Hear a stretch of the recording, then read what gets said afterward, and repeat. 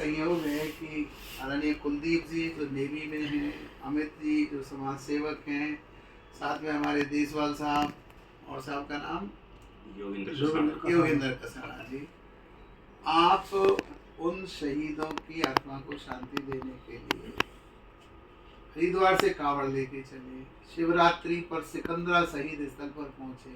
कुलदीप जी, एक कैसी योजना है? आप तो इंजीनियर हो, मतलब मैं बहुत आह्लादित हूँ इस बात से कि एक कहावत सुना करता था कि शहीदों की चिताओं पे लगेंगे हर वर्ष मेले। जो चले गए ना वो पूरे गुर्जर समाज को अपने प्राण होम के चले गए और उनकी कोई उम्मीद भी नहीं थी, पर हमारा फर्ज बनता है कि उनके जहाँ स्मारक हैं, उनकी जहाँ जगह है, उस भूमि को तीर्थ की तरह माने। तो कुलदीप जी, आप तो समंदर में रहते हो, कैसे पहुँच गए अमित भाई के पास?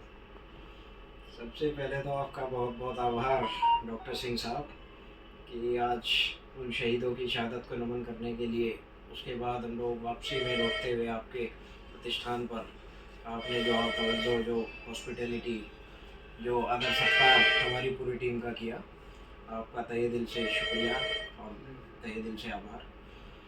बात अगर इस अपनी कांवड़ यात्रा की करूं तो मुझे भी इसका जो शुरुआत में बीड़ा उठाया वो हकीकत में मेरे छोटे भाई अमित नंबरदार जी को जाता है, क्योंकि ये उस वक़्त उम्र में छोटे थे, 17 साल इनकी उम्र थी जब वो आंदोलन हुआ। पूरा आपको भी अपना इन्होंने वृतांत पूरा डिस्क्राइब करके दिखाया।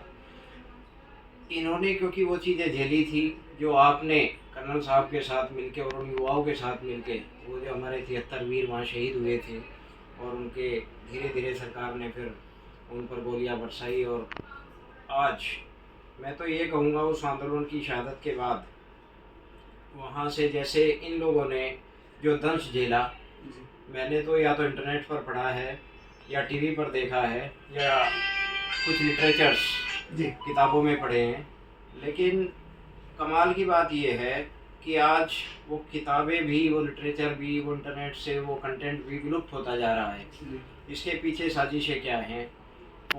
कौन सा ऐसा सिस्टम काम कर रहा है कि उन सब चीज़ों को विलुप्त किया जाए और आने वाली पीढ़ियाँ उनके लिए इस आंदोलन का या इस इतिहास का नाम निशान मिटा दिया जाए? आप भी कहूँगा जी। तो हमारा इस यात्रा को ज्वाइन करने का मेन मकसद यही था भाई नंबरदार जी के साथ।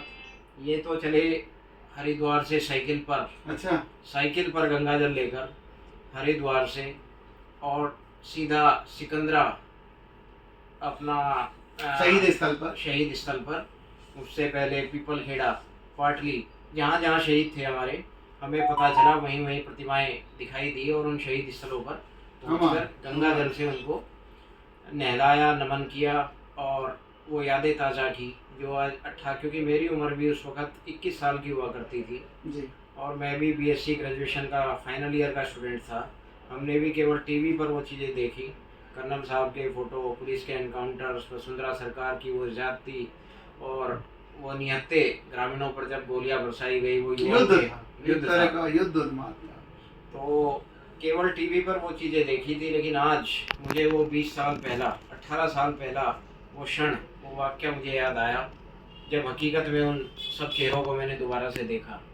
उसके बाद बीच में मेरे भी वो 18 साल पता नहीं किस कदर गुजर गए।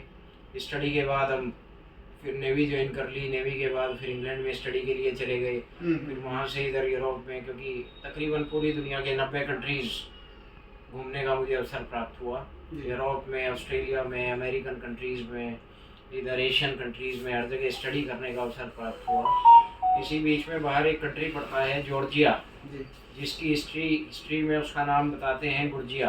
तो उसका भी इतिहास हमारे समाज से जुड़ा हुआ है, या हमारा समाज कहीं ना कहीं उस देश से जुड़ा हुआ है। हिस्टोरियन खटाना जी तो उसको हमारा ओरिजिन बताते हैं। एग्जैक्टली, गुर्जेरिया था वो, जॉर्जिया बाद में कहलाया और गुजर वहाँ से पैदा होके इधर आए। तो मैंने भी यही पढ़ा है और वहाँ भी थोड़ा सा स्टडी करने का मुझे इस बार मौका मिला। तो आई वॉज 2.5 months, 2.5-3 महीने वहाँ पे था मैं।